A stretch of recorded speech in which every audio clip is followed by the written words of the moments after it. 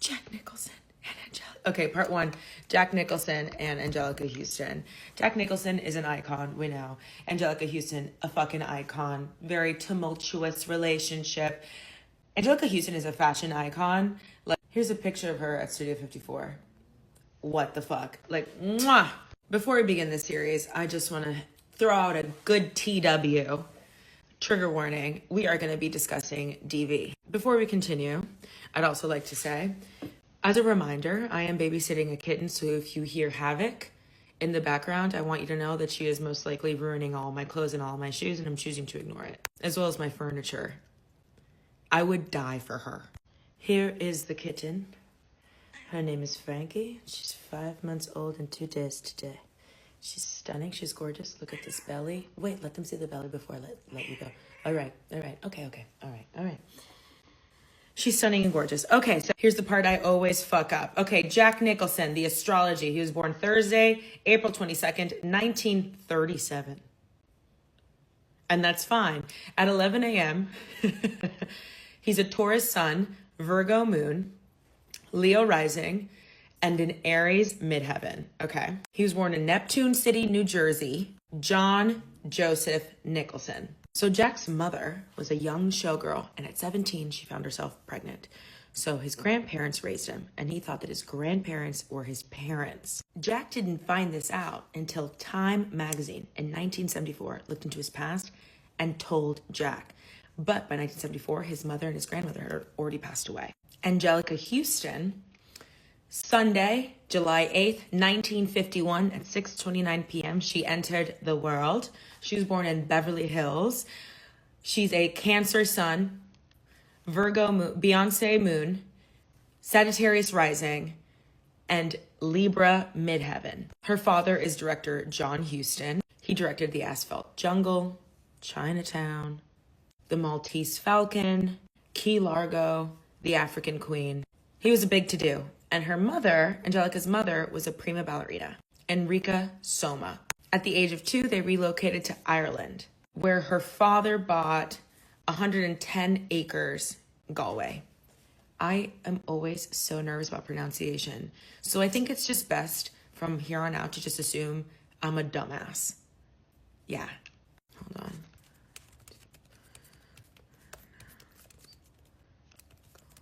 Wait 1 second. Galway. Let's fucking go. I rocked it. So let's talk about their first meeting. It's 1973. She ends a 4-year-long affair with a man 24 years her senior, Bob Richardson. He's a fashion photographer. Bob Richardson was a fashion photographer. This is a photo he took of Anjelica Huston in 1973 for Vogue. It was a very toxic relationship. One time, Anjelica Huston, TW, tried to put her life into her own hands. You know what I'm talking about. And after Bob Richardson threw a bottle of tequila at her head and told her that she wasn't a real woman. Bob Richardson is the father of Terry Richardson.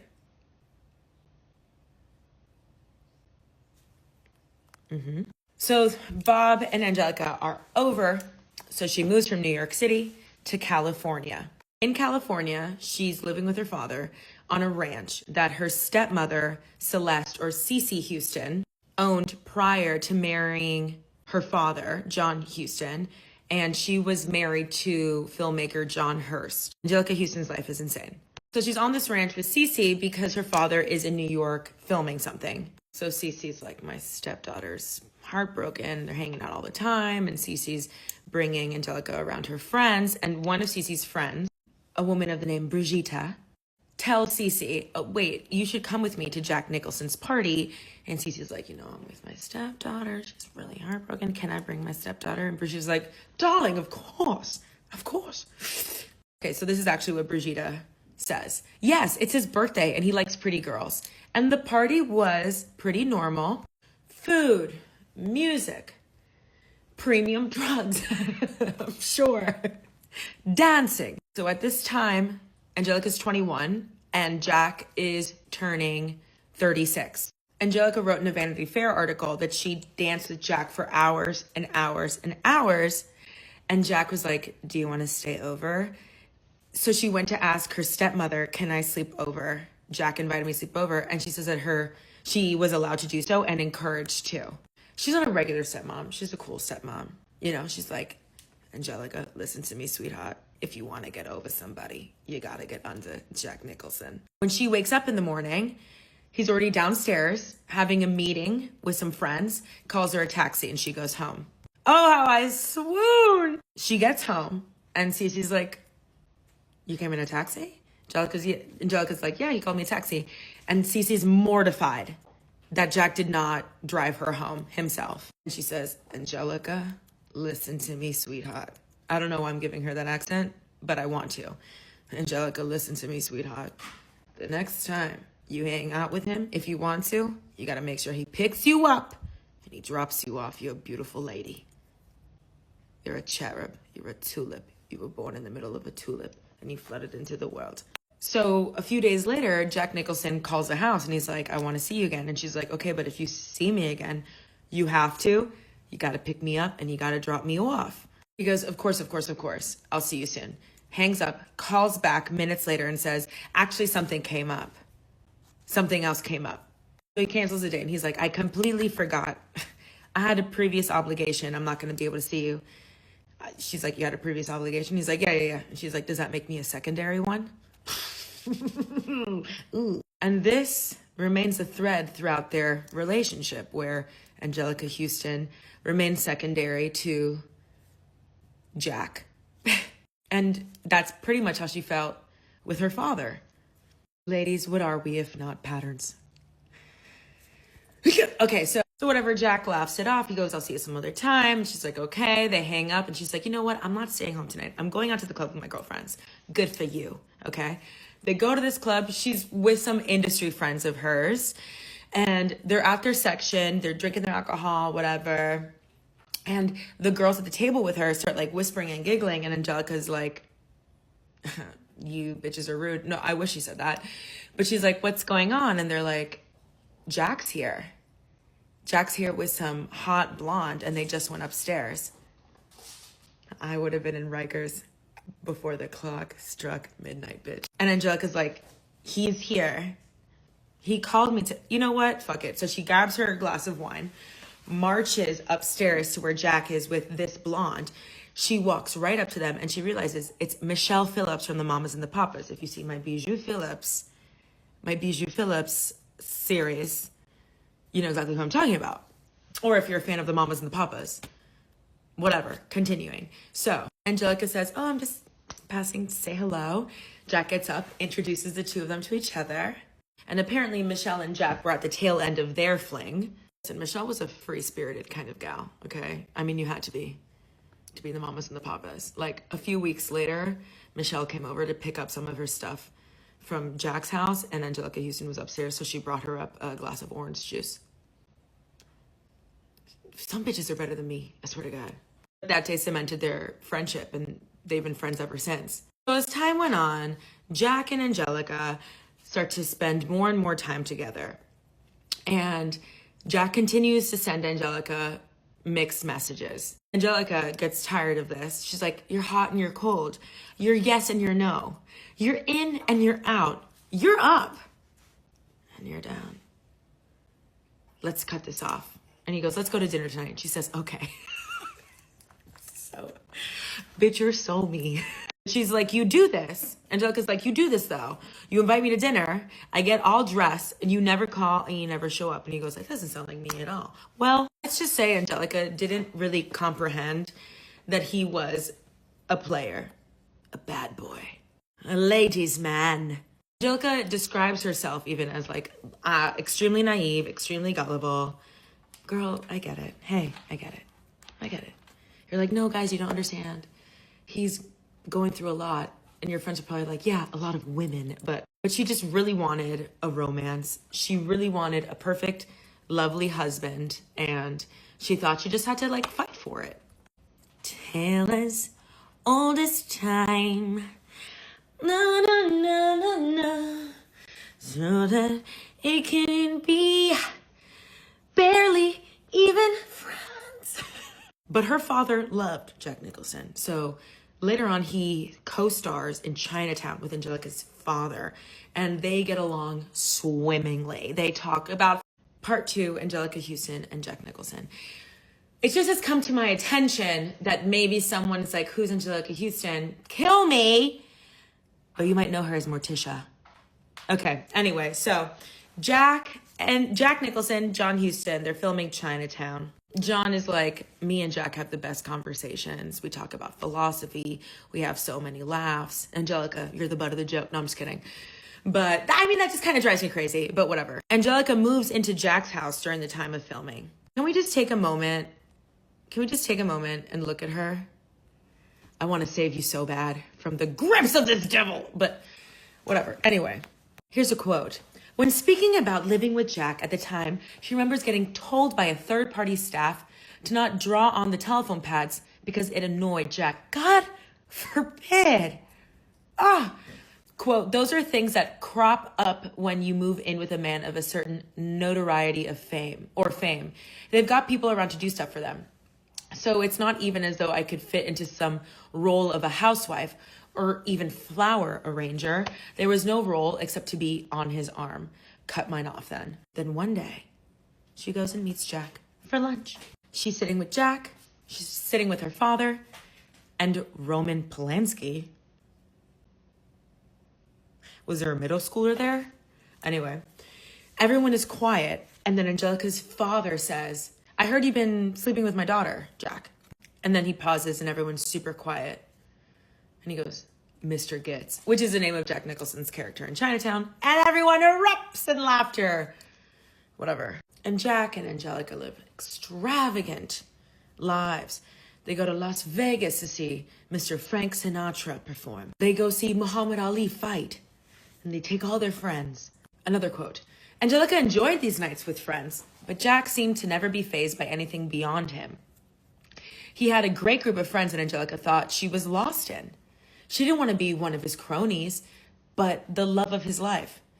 And that generality of which he considered her made her feel a loss of identity. Bitch, if you don't stand up. Look at yourself.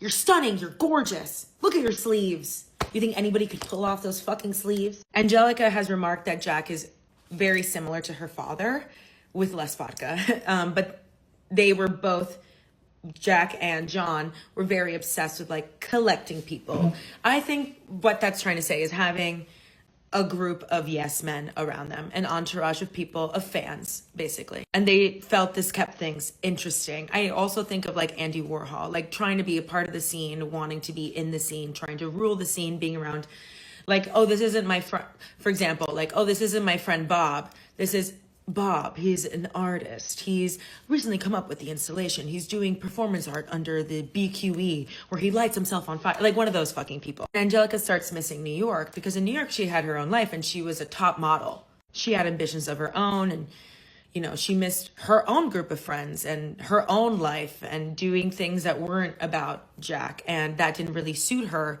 in Southern California in the 1970s. In New York, she's an exotic looking high fashion model. And in Southern California, if you didn't look like Farrah Fawcett, like who the fuck were you? Tanned, blonde, skinny girls with big smiles. And that was very much in for television. She's edgy. Anjelica Huston is fucking beautiful. So she's like, you know what? Fuck it. I'm going to drop modeling and I'm going to start acting.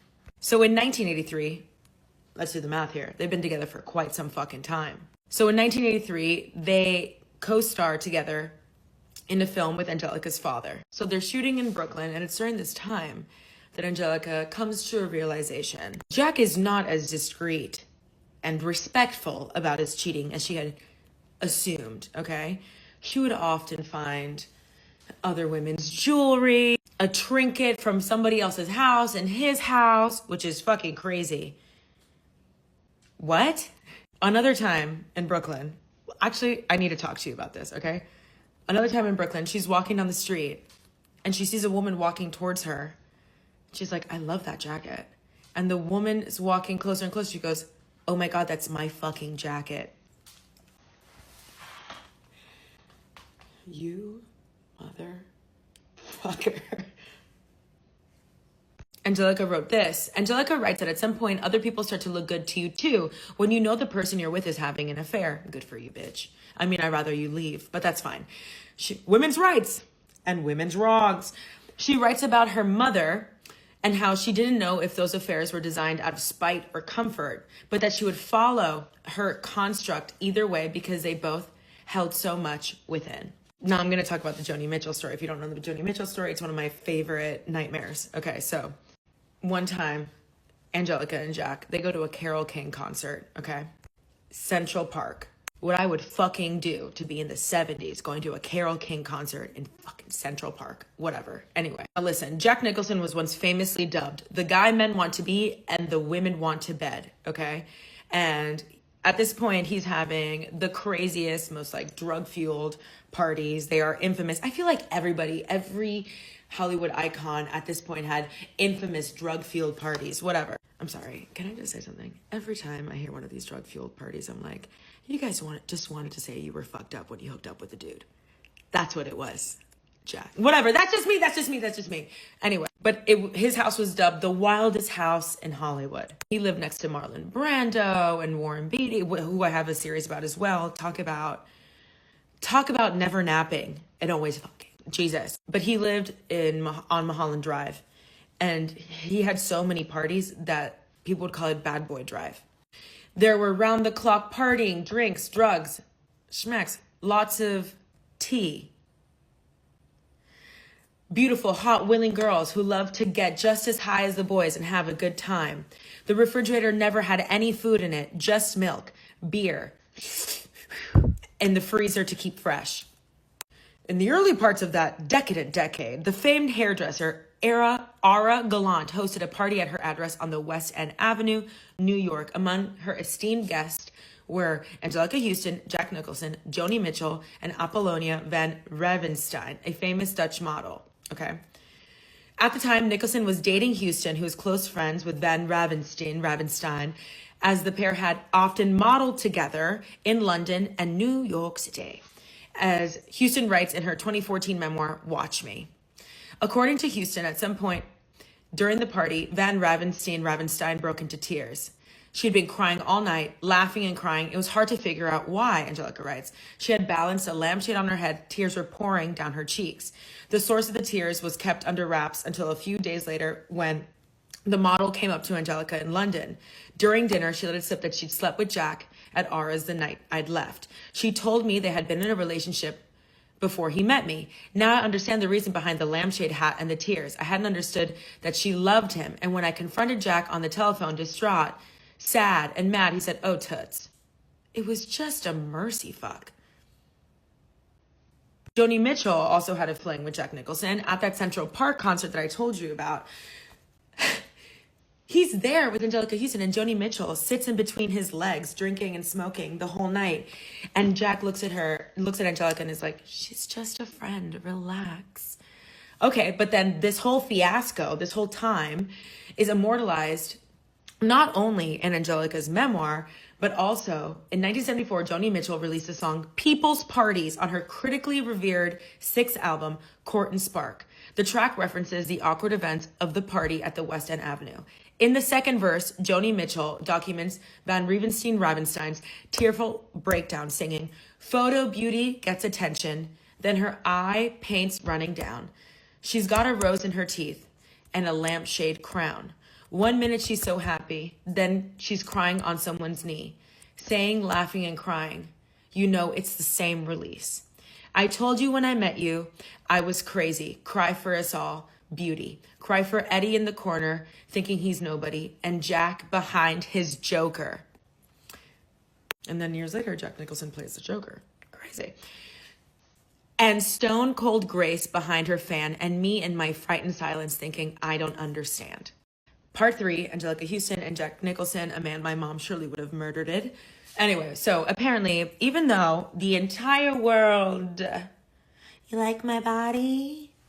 Trim spa, baby. So even though the entire world knew that Jack Nicholson and Angelica Huston were together, what makes these ugly bitches like a man more? A fine-ass bitch on your arm. And that's a Bible verse. Like in 1974 at the Cannes Film Festival. Cannes. I went last year. It was fantastic. She went to Cannes with him in 1974. I can't believe you. I love you so much, Anjelica. I have nothing but empathy in my heart. But they'd be walking down the street and women would stop and ask Jack if he wanted a ride, and he'd leave Anjelica there. And he'd get in the car with these girls, and Anjelica would just go to the hotel room and cry.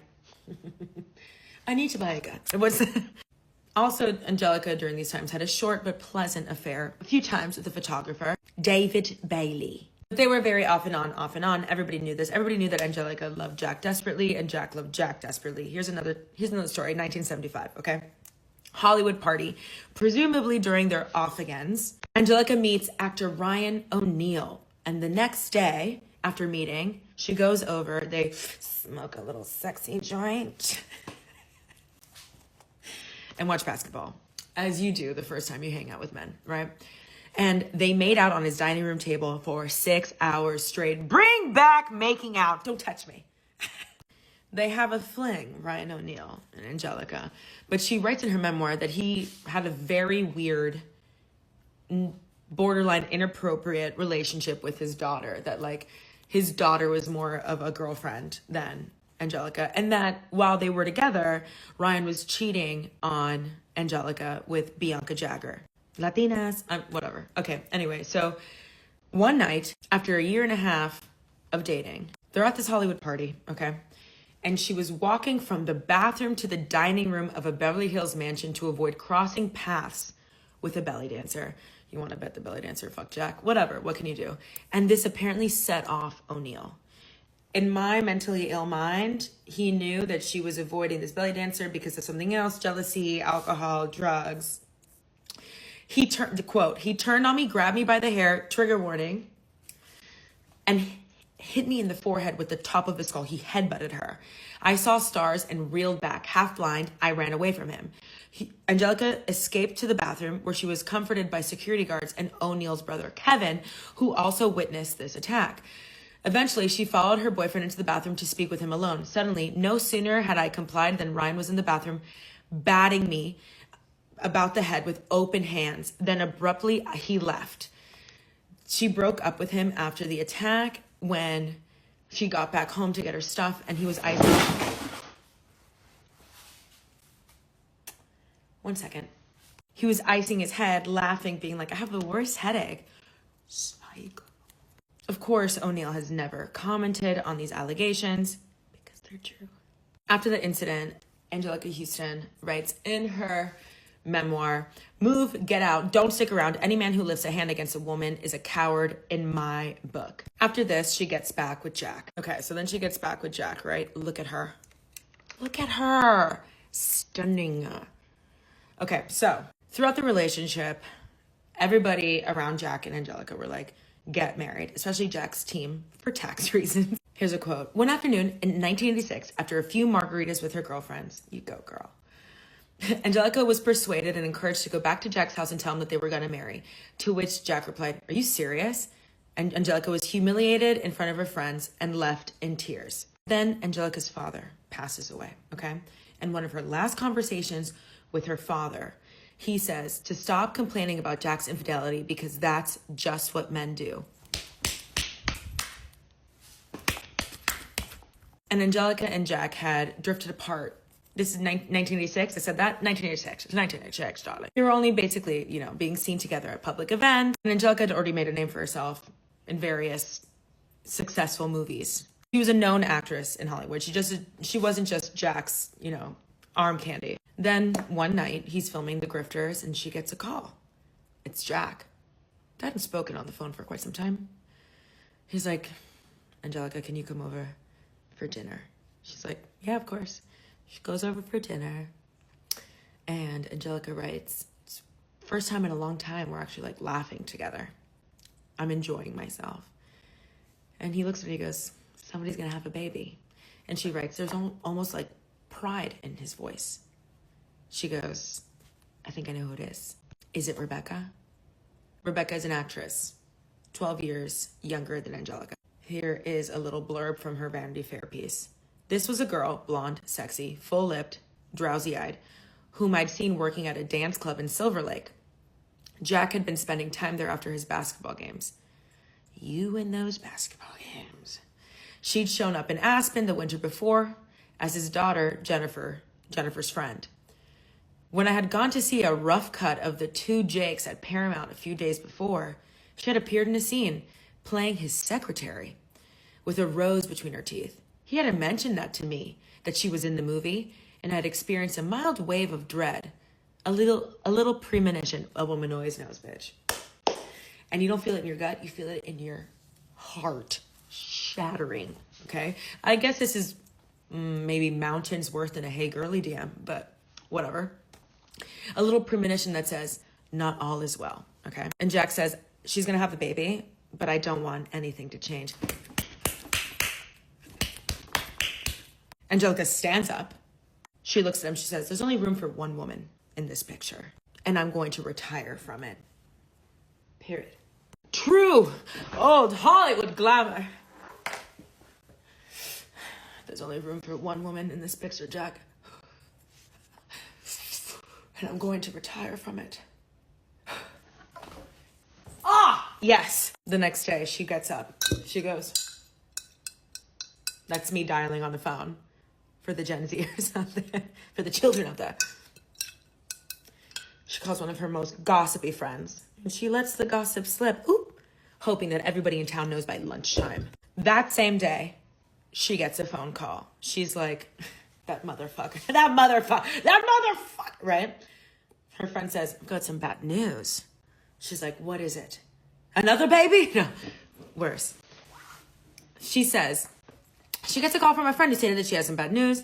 She goes on to tell Anjelica, Playboy has an article where they quote a woman stating that Jack had spanked her with a ping pong paddle during a intimate encounter. She called his assistant to get Jack on the phone, to no avail. Later, while getting fitted for the grifters, Jack phones Anjelica stating the article was a reprint from another article that came out in England last year. But we were together last year, motherfucker. So Anjelica marches into Paramount Studios that day, unannounced. He was walking out of the bathroom when she started hitting him, punching him. Get him again for me. No, I'm just kidding. That is a joke. Up on his head and shoulders. After exhausting herself, she sat down and cried and then attacked him again. She said that she was thankful for him letting her beat the shit out of him. Get him again for me. That's another joke. Ha ha, hee hee. Can't we laugh at an emotionally abusive man? No? Fine. You're right. Everybody has a story. Anyway, the following day they talked on the phone. Oh my God. I'm like, how funny can this guy be? It must be like this. Like that, okay? It must be huge. Jesus. So they talk on the phone the next day. Jack says, goddamn toots, you really landed some blows on me. Anjelica responded, you're welcome, Jack, you deserved it. And they both laughed and hung up. You're welcome, Jack, you deserved it. Okay, that Christmas, a package was dropped off for Anjelica from Jack's Mulholland Drive home. It was a pearl and diamond bracelet that Frank Sinatra once gave to Ava Gardner. And a note that read, these pearls from your swine. God damn it, he's good. That's good. These pearls from your swine with the happiest wishes from the holidays. Signed, your Jack. Whatever, bitch. Part 4, Anjelica Huston and Jack Nicholson. In a 2014 interview with The Guardian, Anjelica states, I was totally charmed. Yeah. We know.